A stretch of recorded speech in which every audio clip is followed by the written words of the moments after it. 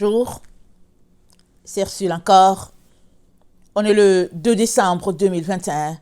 Alors, je viens sur la trompette ce matin encore et je viens proclamer le retour de notre Seigneur Jésus-Christ. Alléluia. Soyez bénis, soyez encouragés. Amen. Soyez persévérants et puis concentrés. Amen, sur notre Seigneur Jésus-Christ. On est dans les temps où il est très très important de ne pas se laisser distraire et de garder son focus, n'est-ce pas? Et s'il y a une seule personne sur laquelle on devrait avoir tous notre focus, c'est bien notre Seigneur Jésus-Christ. Parce qu'il y a trop de distractions autour de nous. Et très important de rester les yeux rivés sur notre Seigneur. Alors, il faudrait ressusciter pour pouvoir partir, n'est-ce pas? Si on ne ressuscite pas, je ne vois pas comment on va pouvoir partir. Alors, pour certains, Paul a dit, il dit, à la dernière trompette, il dit, les morts en Christ vont ressusciter. Et nous qui sommes restés vivants, nous serons changés. Amen. Nous serons changés. Et on va rejoindre les autres dans les nuées. Amen. Ça, c'est si la dernière trompette nous trouve vivants.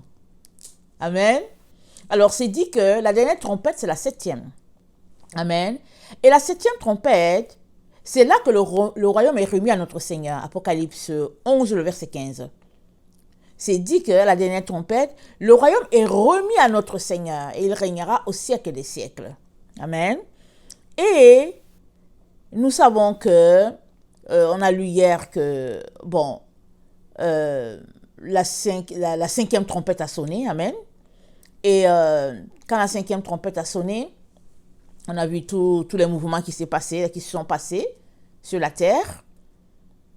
Et on est à cet endroit-là où nous sommes plus ou moins, prêts en train d'attendre notre Seigneur. On se débarrasse, on se dépouille, et puis on coupe dans les relations, tout ça parce qu'on est en train d'attendre notre Seigneur. Amen. Et c'est lui seul qui décide de quand il viendra. Mais avant qu'il vienne, il nous a donné des directives, il nous a donné des choses à faire. Et il nous a dit en particulier que avant qu'il ne vienne, il nous enverra son serviteur. Le messager de l'alliance, il parle le messager de l'alliance. Amen, il l'appelle comme ça. Malachie 3. Alors, il dit avant qu'il ne vienne, il va nous envoyer le messager de l'alliance. Et ce messager-là va nous épurer comme on est pur. L'or, l'argent, de telle manière que l'offrande de Judas soit présentable à l'Éternel comme autant d'autres fois. On va le lire.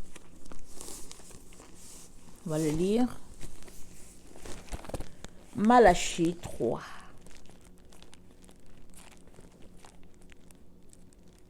C'est juste un peu avant Matthieu.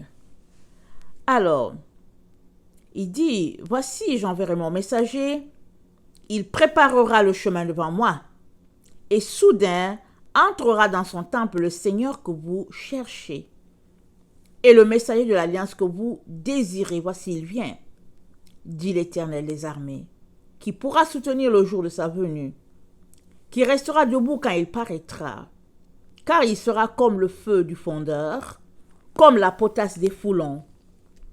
Il s'assiera, fondra et purifiera l'argent. Il purifiera les fils de Lévi. Il les épurera comme on épure l'or et l'argent. Et ils présenteront à l'Éternel des offrandes avec justice. Alors, l'offrande de Juda et de Jérusalem sera agréable à l'Éternel comme aux anciens jours, comme aux années d'autrefois. Je m'approcherai de vous pour le jugement. Amen. Jésus va s'approcher, notre Dieu va s'approcher du jugement quand le messager de l'alliance va venir et qu'il nous aura épurés. Alors, Jésus-Christ nous a présenté le pattern, n'est-ce pas, de sa venue. Et puis, il nous revient donc de nous préparer, de nous épurer, d'aller prendre la Bible, amen, de regarder qu'est-ce qu'il est en train de dire et de tout faire pour nous déconnecter des histoires racontées. Parce que il y a beaucoup de choses que nous gardons en nous en ce qui concerne l'avènement du Seigneur. Beaucoup, beaucoup. Et il est important qu'on puisse s'assurer que ce qu'on comprend de sa venue, c'est effectivement ça qu'il a dit. Pas un objet d'interprétation, mais que c'est effectivement ce qu'il a dit. Amen. Alors, il faudrait ressusciter avant de pouvoir partir si nous sommes vivants. Mais quand on lit Apocalypse 6, quand on lit Apocalypse 6 là, Apocalypse 6 c'est le 6e sceau. La 7e trompette quand elle sonne, c'est le 7e sceau. Amen. Alors quand on lit juste Apocalypse 6 qui est le 6e sceau, on se dit Seigneur, comment je vais faire pour être vivante? Ce n'est que Dieu qui peut te garder. Quand tu lis Apocalypse 6, c'est dit, ces gens qui parlent, il dit, je regardais quand il ouvrit le 6e sceau. Il y eut un grand tremblement de terre. Le soleil devint noir comme un sac de crin. La lune entière devint comme du sang. Et les étoiles du ciel tombèrent sur la terre comme lorsqu'un figuier secoué par un vent violent jette ses figues vertes. Le ciel se retira comme un livre. Quand on lit là, juste cette partie-là, quand on lit, on se dit, oh Seigneur, si je suis vivante là, c'est-à-dire si je suis sur la terre, ce moment-là où ça va se passer, ce n'est que par ta grâce qu'un être humain est vivant. Ce n'est que par ta grâce. Parce qu'on voit que les rois disent, mon temps est tombé sur nous, cache-nous de sa colère, tout ça et tout. Mais cet événement-là, quand ça va arriver là, amen, il y aura déjà beaucoup d'événements, les trompettes sonnées, les sceaux ouverts, il y aura déjà beaucoup qui se seront écoulés. Et ça, c'est dans les derniers moments là que les choses vont se passer. Et si on regardait Apocalypse 9, amen, le verset 13 à 19, on a une information très importante pour nous. Nous qui sommes de cette époque du XXIe siècle et qui assistons à toutes ces choses-là qui se passent sur la terre. Vous savez, Dieu, il ouvre les sceaux. Notre Dieu, c'est lui le responsable des sceaux. Et les conséquences qui viennent après, ça, l'ennemi aussi fait des siens, n'est-ce pas? Dieu envoie des plaies. Amen. L'ennemi aussi fait sa part. Tout ça, c'est dans la game. Pour pouvoir bloquer les enfants de lumière. Amen. Mais les véritables enfants de Dieu vont préférer mourir que d'aller dans le sens de ce que les hommes leur proposent. Alors, dans Apocalypse 9, le verset 13 se dit ceci. Le 6e ange sonna la trompette et j'entendis une voix venant des 4 cornes de l'autel d'or qui est devant Dieu. Amen. Alors, le 6e ange sonne la trompette et la voix sort, amen, de l'autel qui est devant Dieu. Disant au 6e ange qui avait la trompette, délie les 4 anges qui sont liés sur le grand fleuve d'Euphrate. Amen. Alors, nous savons que ces anges-là sont liés. Ici, dans Apocalypse 7, c'est dit que il y avait 4 anges qui étaient là. Ils étaient prêts. Il dit, Apocalypse 7, le verset 2, il dit, Apocalypse 7, le verset 1. Après cela, je vis 4 anges debout aux 4 coins de la terre. Ils retenaient les 4 vents de la terre afin qu'il ne soufflât point de vent sur la terre, ni sur la mer, ni sur aucun arbre. Amen. Et je vis un autre ange qui montait du soleil, du côté du soleil levant, et qui tenait le sceau de Dieu vivant. Il cria d'une voix forte aux 4 anges à qui il avait été donné de faire du mal à la terre, à la mer, et il dit, ne faites point de mal à la terre, ni à la mer, ni aux arbres, jusqu'à ce que nous ayons marqué du sceau le front des serviteurs de notre Dieu. Ça veut dire que quand les serviteurs de Dieu seront marqués, alors ces 4 anges-là seront relâchés. C'est ça que ça veut dire. Et quand nous lisons Apocalypse 9, nous avons l'information que l'ordre a été donné pour que ces 4 anges-là soient relâchés.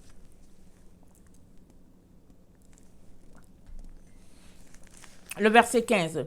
Et les 4 anges qui étaient prêts pour l'heure, je suis dans Apocalypse 9, le verset 15, excusez-moi. Et les 4 anges qui étaient prêts pour l'heure, le jour, le mois et l'année furent déliés afin qu'ils tuassent le tiers des hommes. Amen.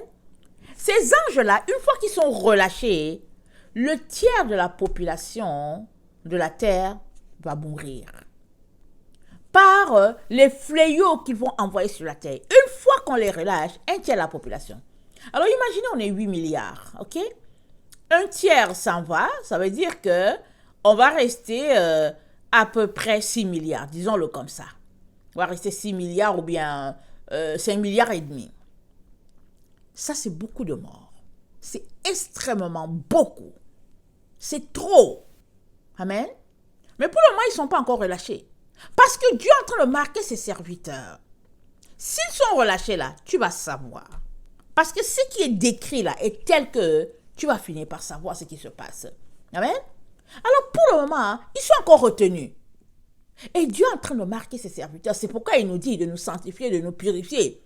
Il dit rechercher la paix et la sanctification sans laquelle nul ne verra Dieu. C'est-à-dire que pendant que les anges sont retenus, les 4 anges là sont retenus, on a l'information qu'ils sont retenus au niveau du fleuve de l'Euphrate. Pendant qu'ils sont retenus, amen, toi et moi, nous sommes en train de courir contre la montre. C'est une course pour nous débarrasser de tout ce qui est ténèbres. Parce que si nous périssons et que nous ne sommes pas prêts, on court de ne pas ressusciter. On court de ne pas ressusciter. Parce que ceux qui vont ressusciter, c'est ceux qui sont en Christ. On va regarder ça tantôt. Alors, l'information la plus importante pour toi et moi, là où nous sommes là, c'est de nous sanctifier, c'est de nous purifier, c'est de couper. C'est-à-dire que tu coupes, tu jettes, tu avances. C'est tout, tu ne te fatigues pas. Tu restes pas là pour dire, oh non, mais tu sais, c'est mon camarade d'enfance et puis... Non, tu coupes. Tu coupes et tu t'en vas. Tu restes là, tu t'assois, tu pèses le pour et le contre et puis tu réfléchis. Alors que tu es en train de réfléchir pour dire, je coupe pas, alors toi tu seras coupé. Pas compliqué. Parce que on est dans les temps très intenses où il y a un combat qui se passe entre la lumière et les ténèbres, entre la vérité et le mensonge, entre la bonté et la méchanceté. Il y a un combat très très intense. Le combat a commencé depuis le jardin d'Éden. Mais le combat, il est intense parce que ça a augmenté. L'intensité du combat a augmenté. Alors, dans les anges, on dit, la Bible nous dit, et les 4 anges qui étaient prêts pour l'heure, le jour, le mois et l'année furent déliés afin qu'ils tuassent le tiers des hommes. Ça, on est dans Apocalypse 9, le verset 15. Alors, le tiers des hommes, ça nous donne l'information que le tiers des hommes vont périr. Allons-y, lire dans Ésaïe 6. Dans Ésaïe 6, le verset, voilà, dans Ésaïe 6, on a une information. Alors, l'année de la mort du roi Osia, je vis le Seigneur assis sur son trône très élevé, et les pans de sa robe remplissaient le temple. Des séraphins se tenaient au-dessus de lui. Il avait chacun 6 ailes, 2 dont il se couvrait la face, 2 dont il se couvrait les pieds, et 2 dont il se servait pour voler. Ils criaient l'un à l'autre et disaient, Saint, Saint, Saint est l'Éternel des armées, toute la terre remplit de sa gloire. Les portes furent ébranlées dans leurs fondements par la voix qui retentissait et la maison se remplit de fumée. Les fondements, les portes furent ébranlées dans leurs fondements. Amen. Ils se sont ébranlés. Et la maison fut remplie de fumée, c'est-à-dire la gloire de Dieu. Alors, Ésaïe, j'ai dit, malheur à moi, je suis perdu. Car je suis un homme dont les lèvres sont impures, j'habite au milieu d'un peuple dont les lèvres sont impures, et mes yeux ont vu le roi, l'Éternel des armées. Mais l'un des séraphins vola vers moi, tenant à sa main une pierre ardente qu'il avait prise sur l'autel avec des pincettes. Il en toucha ma bouche et dit, ceci a touché tes lèvres, ton iniquité est enlevée, ton péché est expié. Alors j'entendis la voix du Seigneur disant, qui enverrai-je et qui marchera pour moi? Je répondis, mais voici, envoie-moi. Il dit alors, va et dis à ce peuple-là, vous entendrez et vous ne comprendrez point, vous verrez et vous ne saisirez point, rends insensible le cœur de ce peuple, endurcis ses oreilles et bouche-lui les yeux, pour qu'il ne voie point de ses yeux, n'entende point de ses oreilles, ne comprenne point de son cœur, ne se convertisse point et ne soit point guéri. Je dis, jusqu'à quand, Seigneur? Il me répondit, jusqu'à ce que les villes soient dévastées, écoutez bien, et privées d'habitants, jusqu'à ce qu'il n'y ait personne dans les maisons, que le pays soit ravagé par la solitude, jusqu'à ce que l'Éternel ait éloigné les hommes, et que le pays devienne un immense désert, et s'il y reste encore un dixième des habitants, ils seront à leur tour anéantis. Mais comme le térébinthe et le chêne conservent leur tronc, quand ils sont abattus, une sainte postérité renaîtra de ce peuple. Alors, donc voilà, Ésaïe 6, parce qu'on a l'impression que ça n'a rien à voir avec Apocalypse. Le Seigneur me l'a donné, ce passage-là. Je pense en 2018. Il me l'a donné. J'ai lu et relu. J'ai dit, mais je comprends rien. Je comprends pas, Seigneur. Qu'est-ce que tu me dis? Parce que je lis bien. Vous voyez, je lis. Mais c'est dit quoi au verset 10? Rends insensible le cœur de ce peuple, endurcis les oreilles, bouche-lui les yeux, pour qu'il ne voie point de ses yeux, n'entende point de ses oreilles, ne comprenne point de son cœur, ne se convertisse point et ne soit point guéri. Donc le Seigneur me donne ça dans sa grâce pour ouvrir mes yeux, pour ouvrir mes oreilles, pour que je puisse voir et comprendre, parce que je ne comprenais rien. D'ailleurs, pour moi, Ésaïe n'avait rien à voir avec Apocalypse. Alors, c'est comme ça qu'il me révèle que ça ne s'applique pas juste à Israël. Là, c'est vraiment, regardez, c'est pas loin, hein, 2018, là, il y a juste 3 ans. Donc, en 2018, j'étais encore en train de me battre. C'est-à-dire, il y avait des parties où je lis, je dis, oh non, ça, je pense que ça s'applique à Israël, et puis bon, voilà. Mais Dieu dit quoi? Il dit que toute parole nous a été donnée pour nous instruire, pour nous conduire dans la justice. Et je ne sais pas ce passage de Timothée là. Toute parole est inspirée pour nous instruire, nous éduquer, en tout cas, bref, vous connaissez le passage.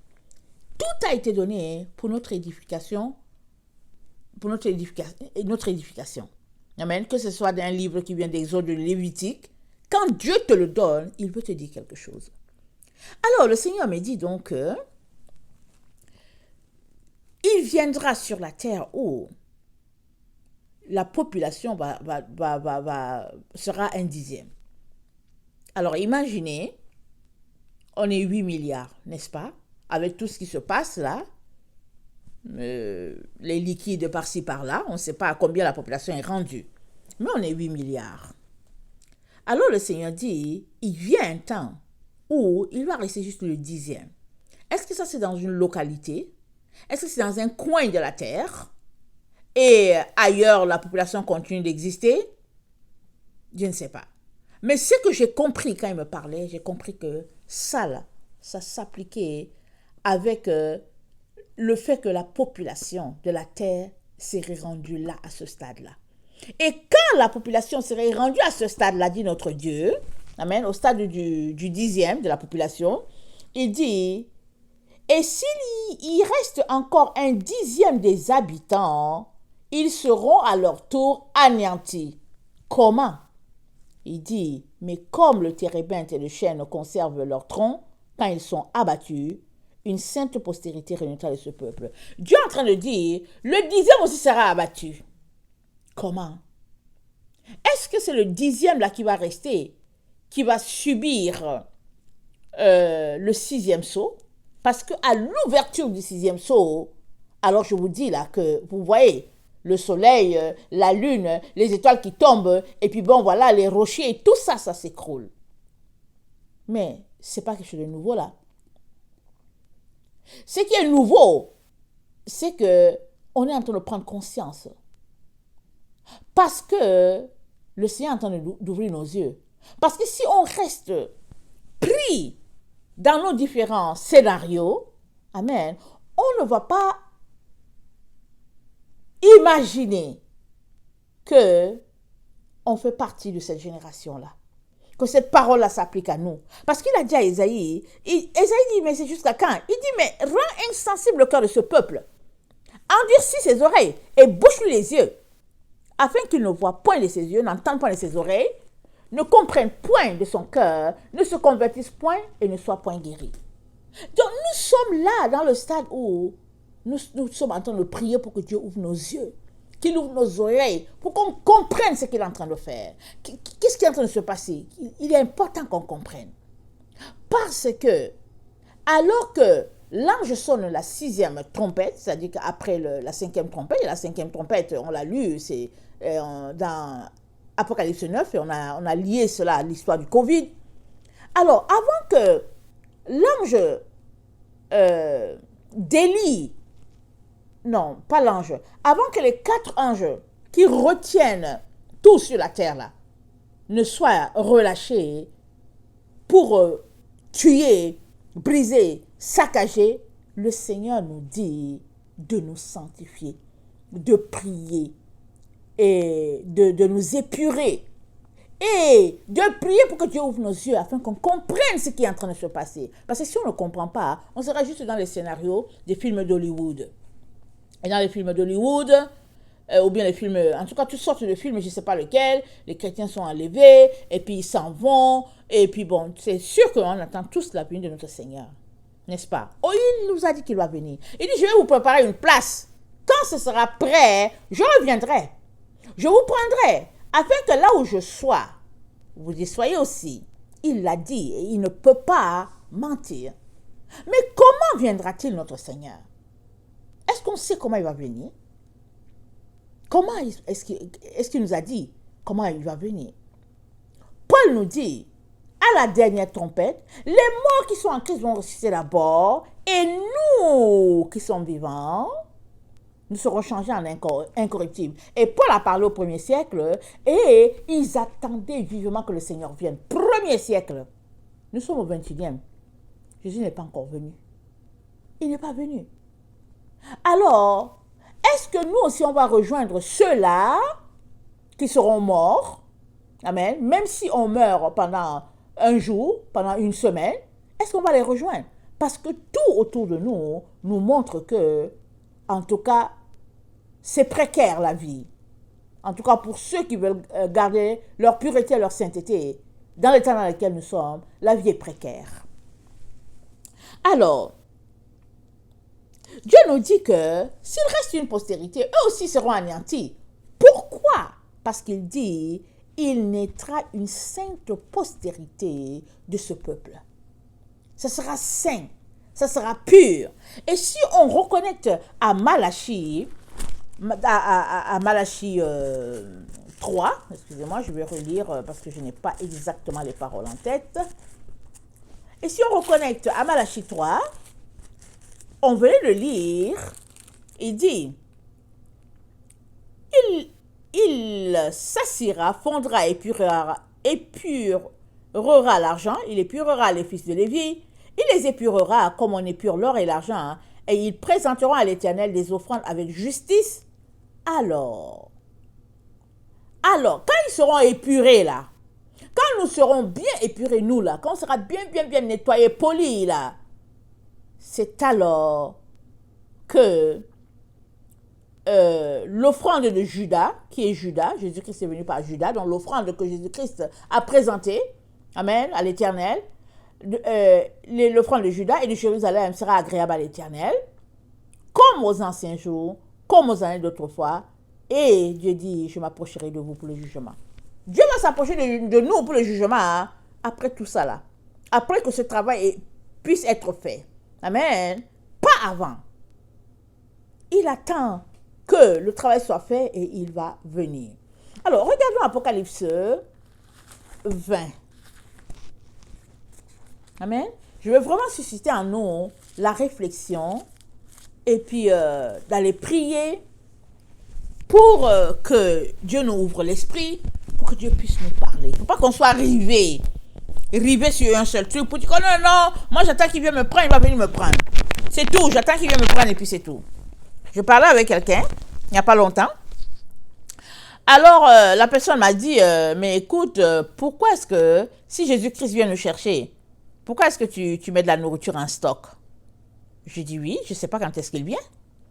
Donc, je ne sais pas quand est-ce qu'il vient. Hein. Normal que j'achète mon sac de riz, mon huile, et puis bon, que voilà, j'attends. Au cas où il y a ceci ou cela, voilà, je peux au moins manger mon riz. Et puis, si c'est compliqué, je peux allumer mon feu dehors, comme on fait en Afrique. Et si c'est en hiver, ben voilà, je ne sais pas comment je vais faire, mais je vais créer quelque chose pour pouvoir manger. Ou bien je vais prendre mon riz, je vais le tremper dans de l'eau, longtemps avant qu'il devienne tendre, et puis je peux le manger comme ça. Qu'est-ce qu'on en sait? C'est une stratégie de survie. Mais on ne peut pas dire, ok, il va venir me chercher, alors moi je n'achète rien, je l'attends. Tu ne sais pas quand est-ce qu'il va venir. Tu ne sais pas si les magasins seront fermés. Tu ne sais rien. Tu dois juste te préparer. Amen. Tu ne peux pas à tous les niveaux.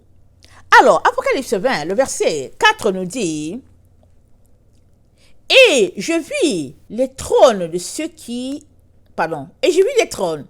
Et à ceux qui s'y assirent fut donné le pouvoir de juger. Et je vis les âmes de ceux qui avaient été décapités à cause du témoignage de Jésus. Écoutez bien, ils ont été décapités à cause du témoignage de Jésus, à cause de la parole de Dieu. Et, voilà, c'est la partie qui s'applique à nous.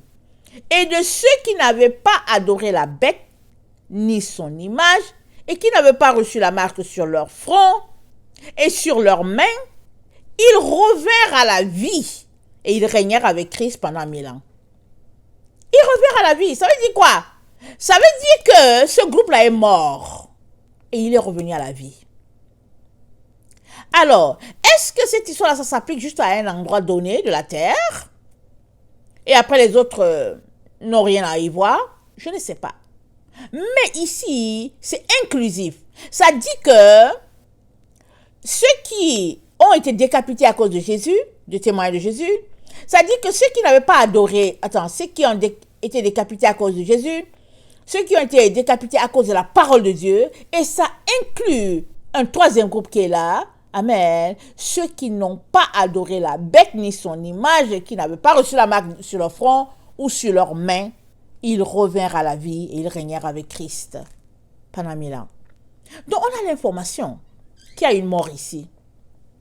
On a l'information qu'il y a une mort ici. Il y a un groupe qui meurt. Et ce groupe-là, en tout cas, il est mort. Et la bonne nouvelle, c'est qu'il ressuscite. Amen, alléluia, il ressuscite. Et ils vont régner avec Christ pendant 1000 ans. Mais voici notre information. On dit, les autres morts ne revinrent point à la vie jusqu'à ce que les 1000 ans fussent accomplis. C'est la première résurrection. Alors, est-ce que tous ceux-là qui attendent la venue du Seigneur, qui se sont préparés, est-ce que tous vont mourir? Je ne sais pas.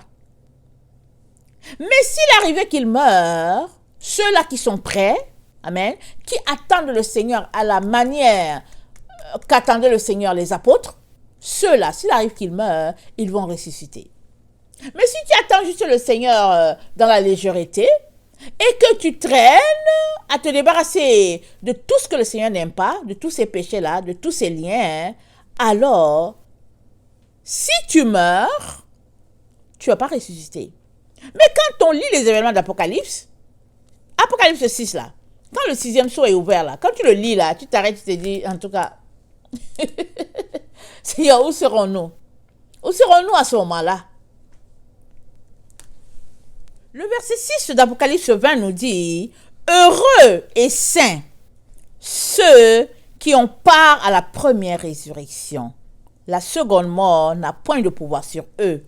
Mais ils seront sacrificateurs de Dieu et de Christ. Ils régneront avec lui pendant 1000 ans. Amen. Alors là, on n'a pas l'information qu'il y a certaines personnes qui ne mourront pas. On n'a pas cette information. On a seulement l'information que ceux-là qui n'ont pas reçu la marque de la bête, son image, ceux-là qui n'ont pas adoré la bête, amen, ils vont ressusciter. Alors, Sous-entendu, on comprend qu'ils vont mourir. On va les tuer. On ne sait pas comment, hein, mais on va les tuer. Mais si on lit Apocalypse 13, parce qu'il est très important que tu sois informé de cela. Il ne faut pas que tu vives dans l'illusion, en train de croire à des choses et puis, bon voilà, tu ne te prépares pas. Prépare-toi à tout, même à mourir. Je vous dis, en 2016, le Seigneur m'a dit, hey, j'étais sur les bancs, j'étais retourné sur les bancs parce que, bon, je me suis dit, je vais me trouver un travail.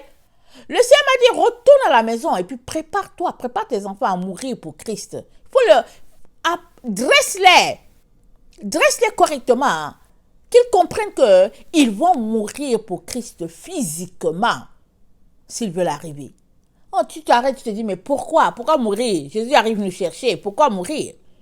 Mais quand tu regardes les événements qui se passent sur la terre, tu te dis, en tout cas, de plus en plus, on comprend que il faudra, en tout cas, retrousser les manches dans la détermination à demeurer saint pour le Seigneur. Il faudra retrousser les manches. Alors, mais si on lit Apocalypse 13, voilà ce que ça nous dit. Ça dit, le verset 16, ça dit, et elle fit que tous, écoutez bien, tous, petits et grands, riches et pauvres, libres et esclaves, reçussent une marque sur leur main droite ou sur leur front. Tous. Et que personne ne put acheter ni vendre sans avoir la marque, le nom de la bête et le nombre de son nom. On dit tous. Ça veut dire que s'il y en a dedans là qui n'ont pas reçu la marque, on comprend ipso facto que on les a tués. C'est pourquoi ils ressuscitent. Alors l'autre information aussi, Apocalypse 13, le verset 7, si j'ai bonne mémoire, ça nous dit, et il lui fut donné de faire la guerre aux saints. Les saints, c'est qui? C'est les enfants de Dieu, qui sont là sur la terre, qui vivent pour leur Jésus paisible. Donc, il fut donné à cette bête-là, amen, d'Apocalypse 13, amen, il fut donné à cette bête-là de faire la guerre aux saints et de les vaincre. Et il lui fut donné autorité à cette bête-là, à cette bête-là, sur toute tribu, tout peuple, toute langue et toute nation. Écoutez bien, toute nation sur la terre. Cette bête-là, on lui a donné l'autorité sur toute tribu, tout peuple, toute langue, toute nation et tous les habitants de la terre l'adoreront. Ceux dont le nom n'a pas été écrit dès la fondation du monde dans le livre de vie de l'agneau qui a été immolé. Tous vont l'adorer. Et s'il y en a quelqu'un qui dit que je ne veux pas adorer cette bête-là, alors Apocalypse 20, le verset 4 nous dit que cette personne-là connaîtra la mort et elle ressuscitera. C'est ça que ça nous dit. Il n'y a pas autre chose. À moins que la personne prenne ses pieds, ses jambes à son cou, qu'elle fuit pour aller se cacher dans une certaine forêt, c'est correct. Il y a des forêts partout en Afrique, en Inde et tout ça. Ils peuvent courir, aller dans les montagnes, c'est correct. Parce qu'il y en a qui ne mourront pas. Donc tu peux courir pour aller te cacher là-bas, c'est correct. Mais si tu vis dans un pays tempéré, je ne sais pas où est la forêt en hiver, hein? Là où je suis, là, quand je regarde par la fenêtre, tout est blanc. Tout est blanc. Alors on est entouré de conifères et tout cela, mais c'est pas ça qui va te protéger, là, tu es dans le froid. Et quand il fait moins 40 degrés, avant que tu ne sois sorti en courant, et écoute, tu n'as même pas 10 minutes, et puis écoute, ton sang gèle dans ton corps, et puis c'est fini. Parce qu'il fait extrêmement froid. Alors le Seigneur est en train de nous donner une information ici. Il dit, tous les habitants de la terre adoreront ceux dont le nom n'a pas été écrit de la fondation du monde dans le livre de vie de l'agneau qui a été immolé. Si quelqu'un a des oreilles, qu'il entende. As-tu des oreilles? Entends bien ce que l'Esprit de Dieu est en train de te dire. L'Esprit de Dieu est en train de te dire, c'est chaud. C'est ça qu'il est en train de te dire. C'est chaud ici, là. Prépare-toi. Mais il y en a plusieurs qui attendent le départ. Ils attendent le départ. Ils attendent que Jésus-Christ vienne les prendre et qu'ils vont partir et ils ne vont pas vivre ces choses-là. Ça, il y a des gens qui ont expliqué dans les commentaires bibliques. Ils ont expliqué selon leur compréhension. Mais souvent, même si on va voir, Ces gens ne sont même pas chrétiens. On ne va pas entrer dans les détails, ok? Il y a des gens qui ont expliqué, il y a des livres qui circulent, et puis c'est pas une affaire d'aujourd'hui. Peut-être ça circule, ça fait peut-être 100 ans, et des choses comme ça. Il y en a qui peuvent prendre et puis, comment on appelle ça, faire le commentaire. Comme là, je suis en train de commenter ce que je comprends. Mais il est important que tu prennes ta Bible, que tu ailles lire ce qui est écrit et que tu imagines tous les scénarios possibles. C'est cela la sagesse. C'est ça que c'est dit ici. Et ici, quelqu'un mène en captivité, il ira en captivité. On te dit que, hey, si tu coupes la tête de quelqu'un, toi aussi ta tête sera coupée. Ça dit, c'est question de vivre dans la sainteté et la pureté. Alors, si on vient cogner à ta porte, pour Jésus ou bien contre Jésus, est-ce que tu vas dire pour Jésus? Alors que tu as le couteau là, juste à côté de ton cou là? Alors que tu as le pistolet à côté, est-ce que tu vas dire pour Jésus? Alors, il est question de ça. Et s'il est question de ça, que tu puisses dire pour Jésus à tout moment, tu dois comprendre que tu dois te préparer là et pas à peu près. Tu dois fermer toutes les portes. Il ne doit y avoir aucune porte ouverte, aucune fenêtre pour te donner l'occasion de le renier. Et ça demande ce que Jésus-Christ nous a dit, priez sans cesse afin qu'il vous soit donné d'échapper. Priez sans cesse. Alors, donc, Ésaïe 61 nous connecte, amen, à Ésaïe 6, ce qu'on vient de lire. Ésaïe 61. On va le lire en totalité. Alors, Ésaïe 61 nous dit ceci. L'Esprit du Seigneur l'Éternel est sur moi, car l'Éternel m'a oint pour porter de bonnes nouvelles aux malheureux. Il m'a envoyé pour guérir ceux qui ont le cœur brisé, pour proclamer aux captifs la liberté et aux prisonniers la délivrance, pour publier une année de grâce de l'Éternel et un jour de vengeance de notre Dieu, pour consoler tous les affligés, pour accorder aux affligés de Sion, pour leur donner un diadème au lieu de la cendre. La cendre, le diadème, c'est la couronne. La cendre, nous savons, c'est la mort, parce qu'une fois que tu meurs, que tu brûles, ben voilà. Une huile de joie au lieu de deuil, un vêtement de louange au lieu d'un esprit abattu, afin qu'on les appelle les térébintes de la justice, une plantation de l'Éternel pour servir à sa gloire. Ça rejoint Malachie aussi. Amen. Malachie dit, le messager vient pour nous préparer, pour nous épurer, afin qu'on puisse présenter à l'Éternel, afin que l'offrande de Juda lui soit agréable, l'offrande de Jérusalem, comme au temps passé. Et nous savons que quand on retourne du temps où le tabernacle était sur la terre, quand on regarde tous les services qui s'y passaient, du temps de Aaron, Moïse et tout, quand on regarde tout ça, on se dit, waouh Seigneur, waouh Jésus, waouh Seigneur. Ouf. Mais on a l'impression que nous, on est épargnés de cela. Mais non. Sainteté en leur temps, sainteté en notre temps. Amen. Voilà, écoutez ce que ça dit ici. Verset 4. Ils rebâtiront sur d'anciennes ruines. Hein? Anciennes ruines. Ils relèveront d'antiques décombres. Ils renouvelleront des villes ravagées, dévastées depuis longtemps. Des étrangers seront là et feront paître leurs troupeaux. Des fils de l'étranger seront vos laboureurs et vos vignerons. Mais vous, on vous appellera sacrificateur de l'Éternel. On vous nommera serviteur de notre Dieu. Vous mangerez les richesses des nations et vous vous glorifierez de leur gloire. Au lieu de votre opprobre, vous aurez une portion double. Au lieu de l'ignominie, ils seront joyeux de leur part. Ils posséderont ainsi le double dans leur pays, et leur joie sera éternelle. Car moi, l'Éternel, écoutez, j'aime la justice. Je hais la rapine et l'iniquité. Je leur donnerai fidèlement leur récompense, et je traiterai avec eux une alliance éternelle. Leur race sera connue parmi les nations, et leur postérité parmi les peuples. Tous ceux qui les verront reconnaîtront qu'ils sont une race bénie de l'Éternel. Donc, l'Éternel dit que lui, il aime la justice. Alors, il leur donnera leur part. Pourquoi? Parce qu'ils ont été écartés de la terre.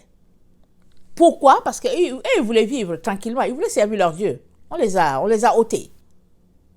Et on laissait juste vivre ceux-là qui vont adorer la bête. C'est ça qui est en train d'arriver. Alors, sors de ta tête qu'on va te laisser la vivre tranquille. En tout cas, pas dans les pays développés. Pas dans les pays développés. Oublie ça. Qu'on va te laisser tranquille pour dire que non, bon, c'est pas grave, il n'a pas pris le liquide. Et puis, non. Tout est écrit. Viendra un moment, c'est-à-dire que vous savez que l'ennemi aime toujours prendre les gens par surprise, de manière à les coincer et en finir avec eux. Alors, pour l'ennemi, la mort est un gain parce qu'ils se disent que bon, on les a tués. Mais pour les enfants de Dieu, morts ou vivants, ils sont avec leur Seigneur. Morts ou vivants. La mort n'a pas d'effet sur eux parce que c'est juste, ils sont en train de dormir, c'est tout. Alors, le Seigneur veut qu'on se comporte comme ça, à ne pas craindre la mort physique. Mais ce que nous devons craindre, c'est la mort spirituelle. Parce qu'une fois que tu es coupé de Dieu, c'est fini. Mais dans la mort ou bien, peu importe dans la souffrance, tu te reposes en Dieu, c'est tout. Tu dois comprendre cela. Donc, le verset 11, Ésaïe 61, « Car comme la terre fait éclore son germe, et comme un jardin fait pousser ses semences, ainsi le Seigneur l'Éternel fera germer le salut et la louange en présence de toutes les nations. » En présence de toutes les nations, il le fera germer. Ceux-là qui auront été éliminés de la terre, ceux-là qui auront été bafoués à cause du nom de Jésus, ceux-là qui auront refusé d'adorer la bête, peu importe, le Seigneur fera germer le salut et la louange en présence de toute la nation. Et tout le monde va les reconnaître, va dire que voici la race élue, voici ces gens-là, voilà ce peuple-là, saint-là. On va les reconnaître. Mais avant qu'on les reconnaisse, ils vont passer par des moments difficiles. On va les maltraiter. Ils seront haïs de tous sur la terre. Pourquoi? Parce qu'ils disent, oh non, nous on ne veut pas. Nous, notre loi vient du ciel. On ne veut pas prendre un liquide. On ne veut pas faire ceci. On ne veut pas faire cela. Alors, en tout cas, une loi va sortir et puis on va les éliminer. Alors, mais que nous dit Paul? Paul, dans 1 Corinthiens 15, le verset 20 nous dit ceci, 1 Corinthiens 15, le verset 20, Paul nous dit, il nous dit, mais maintenant Christ est ressuscité des morts. Il est les prémices de ceux qui sont morts. Car puisque la mort est venue par un homme, c'est aussi par un homme qu'est venue la résurrection des morts. Et comme tous meurent en Adam, de même aussi tous revivront en Christ. Mais chacun en son rang. Christ comme prémisse, puis ceux qui appartiennent à Christ lors de son avènement. Amen. Alors Christ va ressusciter, et ceux-là qui sont morts vont aussi ressusciter. Amen. Et ils vont appartenir aussi à Christ. Et Paul dit, ensuite viendra la fin. Mais Paul a parlé au 1er siècle. Il dit, Christ est ressuscité. Il est la tête, on l'a vu. Et le corps va aussi ressusciter à l'avènement de Christ. C'est ça qu'il a dit. Mais là, on a une information que Paul n'avait pas en son temps. On a une information que ceux qui n'adorent pas la bête on va les tuer. On a cette information-là. Que ceux qui refusent d'adorer la bête, on va en finir avec eux. Alors, ça veut dire qu'ils vont rejoindre ceux qui sont morts. Ils vont rejoindre ceux qui sont morts là. Et qui vont ressusciter à l'avènement du Seigneur. Mais qu'est-ce qui est dit à l'avènement du Seigneur? C'est dit, le verset 24, ensuite viendra la fin. Quand il remettra le royaume à celui qui est Dieu et Père, après avoir détruit toute domination, toute autorité et toute puissance. Il remettra après le royaume au Père. On dit, après viendra la fin. Mais la fin, c'est où? C'est à la 7e trompette. À la 7e trompette, Apocalypse 11, le verset 15, ça nous dit, le 7e ange sonna la trompette, et il eut dans le ciel de fortes voix qui disaient, le royaume du monde est remis à notre Seigneur et à son Christ, et il régnera au siècle des siècles. Amen. À la 7e trompette, c'est là que ça sera remis. Et on est entre la 5e et la 7e. Il y a beaucoup d'événements qui vont se passer dans ces deux moments-là. Beaucoup d'événements. Et le Seigneur nous dit de nous apprêter. Et s'apprêter, ce n'est pas forcer à tout prix pour dire on sera enlevé. C'est pas ça. Parce que quand on lit ligne par ligne et qu'on veut comprendre, on se rend compte que on est ici sur la terre en train de voir les événements se passer. On est sur la terre. Mais Jésus-Christ nous a dit quoi? Parce que tu as gardé la parole de la persévérance, je te garderai. Je te garderai. On ne sait pas si c'est vivant, mais il te gardera. C'est-à-dire, il gardera ton cœur pour que tu ne le renies pas. Il gardera ton cœur en lui, paisible. C'est ça qu'il est en train de dire. Mais il n'est pas en train de te dire que tu ne connaîtras pas la mort physique. Il n'est pas en train de te le dire. Parce que, anyway, parce qu'on est des humains, on est appelé à mourir. Alors, Christ ne te dit pas. Il te dit seulement que parce que tu as gardé la parole de la persévérance, ça veut dire que si tu gardes cette parole de persévérance-là, alors il te dit, lui aussi il te gardera. Il protégera ton âme. Il gardera ton âme en Dieu. Tu seras gardé. C'est ça qu'il te dit. Alors, Romains. Attendez, que je regarde bien mes notes. Ok, Apocalypse 7. On retourne d'où nous venons à peu près. On a commencé, on avait lu le 9 et puis on a lu le 7. Ok, Apocalypse 7 nous dit, le verset 9. Après cela, je regardais, et voici, il y avait une grande foule que personne ne pouvait compter, de toute nation, toute tribu, tout peuple, et de toute langue. Ils s'étaient devant le trône de Dieu, devant le trône de l'agneau, revêtus de robes blanches et des palmes dans leurs mains, et ils criaient d'une voix forte, en disant, le salut à notre Dieu qui est assis sur le trône et à l'agneau. Et tous les anges se tenaient autour du trône et les vieillards et les 4 êtres vivants, et ils se prosternèrent sur leur face devant le trône et ils adorèrent Dieu. Ok, on dit, après cela je regardais, ça c'est Jean qui dit, le verset 9. Le verset 9 de l'Apocalypse 7, il dit après cela je regardais. Après quoi? Après quoi? Après ce qui est passé en avant. Alors en avant, qu'est-ce qu'il y avait? Il y avait 4 anges qui étaient là, qui retenaient la terre, les vents et tout, parce que la destruction était sur le point de s'abattre. Et il y a un ange avec le sceau de Dieu qui vient, qui dit attention, attention, attention. Jusqu'à ce que nous ayons marqué les serviteurs de Dieu, ne détruisez pas. Alors, pendant qu'ils marquaient, ils ont marqué. Et après cela, après qu'ils aient fini de marquer les serviteurs de Dieu, Jean voit un groupe qui est là. Il les voit. Et puis, il y a un vieillard qui lui dit, il dit, mais qui sont, on dit le verset 13, un des vieillards a pris la parole et me dit, ceux qui sont revêtus de robes blanches, qui sont-ils et d'où sont-ils venus? Je lui dis, mon Seigneur, tu le sais? Il me dit, ce sont ceux qui viennent de la grande tribulation. Ils ont lavé leurs robes et ils les ont blanchis dans le sang de l'agneau. C'est pour cela qu'ils sont devant le trône de Dieu et ils servent Dieu nuit et jour dans son temple. Celui qui est assis sur le trône descendra sa tente sur eux. Ils n'auront plus faim. Ils n'auront plus soif, le soleil ne les frappera point, ni aucune chaleur. Car l'agneau qui est au milieu du trône les paîtra et les conduira aux sources des eaux de la vie, et Dieu essuiera toutes larmes de leurs yeux. Alors, il leur dit, ils viennent de la grande tribulation, ce groupe-là. C'est eux qui viennent là. Alors, ils ont vécu toutes sortes de situations, c'est eux qui sont là. Mais ce même groupe-là, qui est là, que Jean voit là, dans le ciel, c'est quel groupe?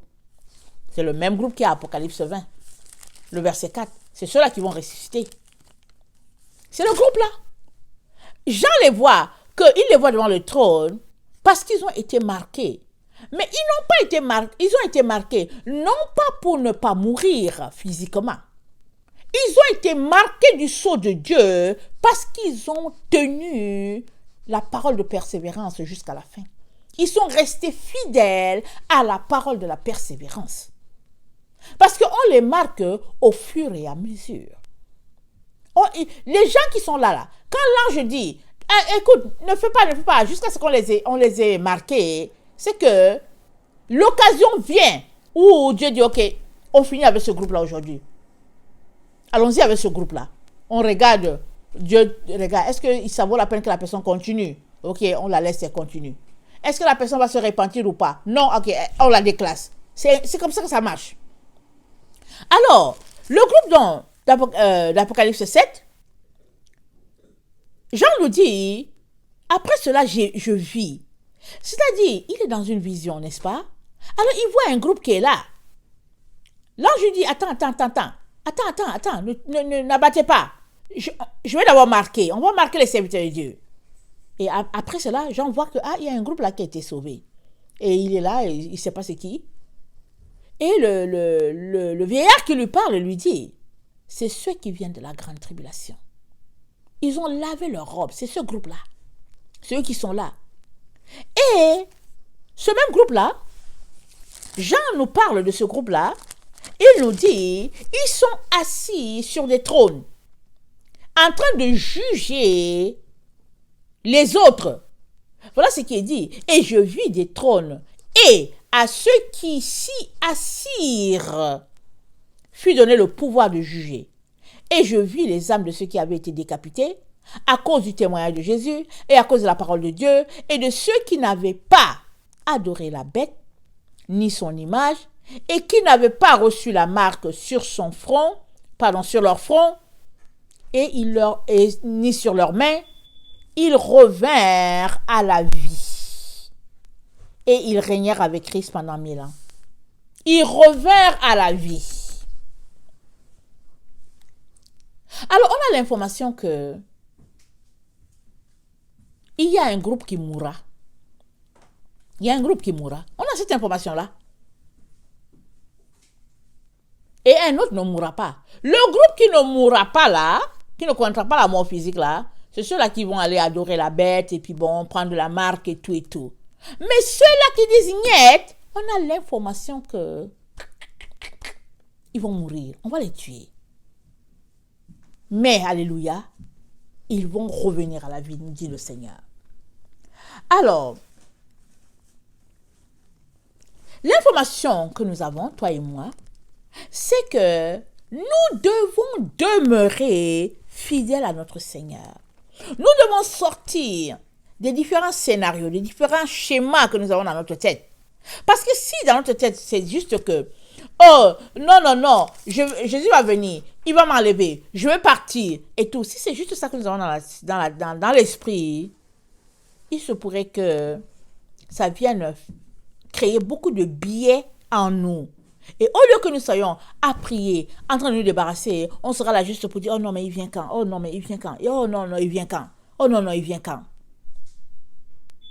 Parce que dans le temps où nous sommes, dans le temps où Paul était, il n'avait pas ce challenge-là.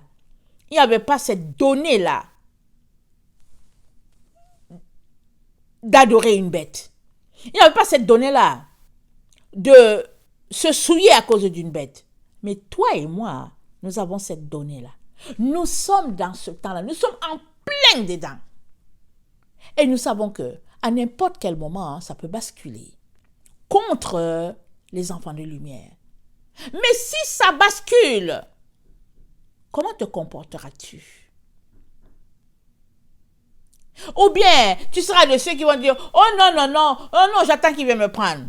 J'ai entendu quelqu'un, je me suis dit, la personne a dit, pour le moment, je n'ai pas l'intention de prendre le liquide et tout, mais quand ils vont commencer à tuer les gens, je vais le prendre.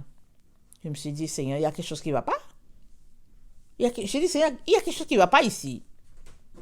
Mais l'Esprit de Dieu en moi ne m'a pas permis d'aller plus loin. Alors, je n'ai rien dit. J'ai dit, ok, je vais prier pour la personne. Mais j'ai dit, mais tu as déjà attendu. Tu as déjà dit que tu ne prends pas le liquide. Pourquoi subitement quand on dit que la personne va mourir, on va tuer la personne, tu prends le liquide? C'est parce que dans l'esprit de la personne, Jésus va venir la chercher pour l'enlever. Mais il se pourrait que ce soit ça. Il se pourrait que tu vives ce qu'Enoch a vécu. Il se pourrait que tu vives ce qu'Élie a vécu. C'est fort possible que ce soit ça. Mais c'est aussi fort possible que tu puisses mourir avant de ressusciter. Alors n'écarte pas ce scénario-là. Pendant que tu pries, pendant que tu cherches la face de Dieu, n'écarte pas ce scénario-là. Parce que vivant ou mort, nous appartenons à Christ, nous dit la parole de Dieu. Alors j'aimerais terminer en lisant Paul dans Romains, je pense Romains 8. Paul nous exhorte, il nous dit ceci. Il dit,